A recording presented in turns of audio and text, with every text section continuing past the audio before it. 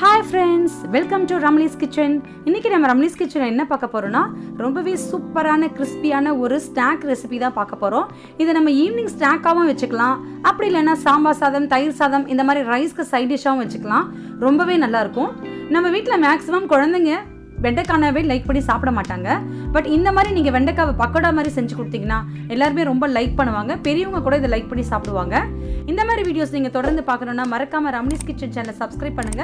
பக்கத்தில் இருக்க பெல் ஐக்கானை கிளிக் பண்ணிக்கோங்க. அப்படியே ஆளுங்கிற ஆப்ஷனையும் சேர்த்து கிளிக் பண்ணிக்கோங்க. இப்போ நம்ம வெண்டைக்காய் பக்கோடாவுக்கு தேவையான பொருட்கள் பார்க்கலாம். கடலை மாவு 2 ஸ்பூன், அரிசி மாவு 1 ஸ்பூன், சோள மாவு 1 ஸ்பூன், அரை ஸ்பூன் உப்பு, 1/4 ஸ்பூன் மஞ்சள், கரம் மசாலா பெருங்காயம் 1/4 ஸ்பூன், 1 ஸ்பூன் மிளகாய் தூள். இப்போ வெண்டைக்காவை எப்படி நறுக்கிறதுன்னு பார்க்கலாம். ஒரு வெண்டைக்கால மேல் பகுதி கீழ் பகுதி நறுக்கி எடுத்துக்கோங்க. அதுக்கப்புறம் நம்ம 2 வகுந்துக்கலாம். அதையும் நம்ம திரும்ப 2 இப்படி வகுந்து எடுத்துக்கலாம். ஒரு வெண்டைக்காய் 4 கட் பண்ணி எடுக்கணும். இந்த சைஸ் கட் பண்ணா ஓகே. நான் வந்து சின்ன சைஸ் வெண்டைக்காய் யூஸ் பண்ணனால அப்படியே போட்டுட்டேன். சப்போஸ் நீங்கள் பெரிய சைஸ் வெண்டைக்காவை எடுத்தால் இந்த மாதிரி அந்த பீசஸாக 2 கட் பண்ணிக்கோங்க. இப்போ இந்த மாதிரி சின்ன சின்ன பீசஸாக இருந்தால் கரெக்டாக இருக்கும். இதை நான் ஒரு மிக்சிங் பவுலுக்கு ட்ரான்ஸ்ஃபர் பண்ணிக்கிறேன். இதில் நம்ம மசாலா பொருட்களை சேர்த்துறதுக்கு முன்னாடி ஆயிலை ஹீட் பண்ணி வச்சுக்கலாம். இப்போ இதில் ஒவ்வொரு பொருளாக சேர்த்துக்கலாம். கடலை மாவு, அரிசி மாவு, சோள மாவு, உப்பு, மஞ்சள், மிளகாய் தூள், கரம் மசாலா, பெருங்காய் தூள் இது எல்லாத்தையுமே நம்ம நல்லா மிக்ஸ் பண்ணிக்கலாம். ஃபர்ஸ்ட் ட்ரையாக மிக்ஸ் பண்ணிக்கோங்க.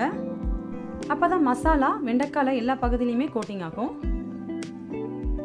வாட்டர் வந்து ஒரு 2-3 ஸ்பூன்ஸ் மட்டும் ஆட் பண்ணுங்க. அதுக்கு மேலே வேண்டாம். ரொம்ப தண்ணி ஆட் பண்ணிங்கன்னா அது வந்து ஒன்றோடு ஒன்று ஒட்டிக்க ஆரம்பிச்சிடும்.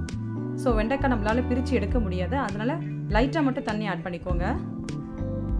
இந்த அளவுக்கு பாருங்கள், மசாலா கோட்டிங் ஆகிற அளவுக்கு நல்லா மிக்ஸ் பண்ணிக்கலாம். இதை நம்ம மசாலா ரெடி பண்ணி வச்ச உடனேயே ஒரு 2-3 மினிட்ஸில் இது பொரிச்சு எடுத்துடணும். இல்லைனா எல்லா வெண்டைக்காயும் ஒட்டிக்கும். இப்போ ஆயில் நல்லா ஹீட் ஆகிடுச்சு. இதில் நம்ம வெண்டைக்காவை ஒன்றா போடலாம்.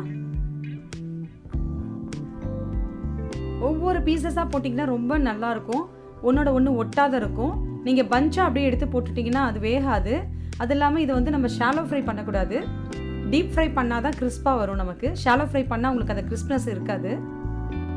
வெண்டைக்காய் அப்படியே சாஃப்ட் ஆகிடும். ஸோ இந்த அளவுக்கு நீங்கள் டீப் ஃப்ரை பண்ணி எடுங்க.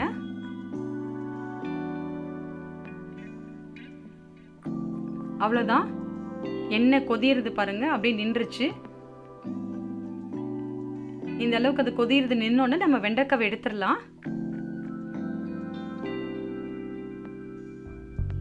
அவ்வளோதான், நம்மளுடைய வெண்டைக்காய் பக்கோடா ரெடி ஆயிருச்சு. இது ஒரு சூப்பரான ஈவினிங் ஸ்நாக். அது நீங்கள் சைட் டிஷ்ஷாகவும் யூஸ் பண்ணிக்கலாம். இப்போ பாருங்கள், இது எவ்வளோ கிறிஸ்பாக இருக்குன்னு பாருங்கள். வெண்டைக்காய் எப்படி 2 உடைச்சா உடையுது பாருங்கள். நல்லா கிறிஸ்பாக இருக்குது. கண்டிப்பாக இந்த வெண்டைக்காய் பக்கோடாவை வீட்டில் நீங்கள் ட்ரை பண்ணி பார்த்து எப்படி இருந்துச்சுன்னு சொல்லி எனக்கு கமெண்ட் பண்ணுங்கள். இந்த வீடியோ உங்களுக்கு பிடிச்சதுன்னா மறக்காமல் ரம்லிஸ் கிச்சன் சேனலை சப்ஸ்கிரைப் பண்ணுங்கள். பக்கத்தில் இருக்க பெல் ஐக்கானை கிளிக் பண்ணிக்கோங்க. அப்படியே ஆளுங்கிற ஆப்ஷனையும் சேர்த்து கிளிக் பண்ணிக்கோங்க. அப்போ தான் நான் போடுற வீடியோஸ் எல்லாம் உங்களுக்கு இமீடியட்டாக நோட்டிஃபிகேஷன் வந்து சேரும். தேங்க்ஸ் ஃபார் வாட்சிங்.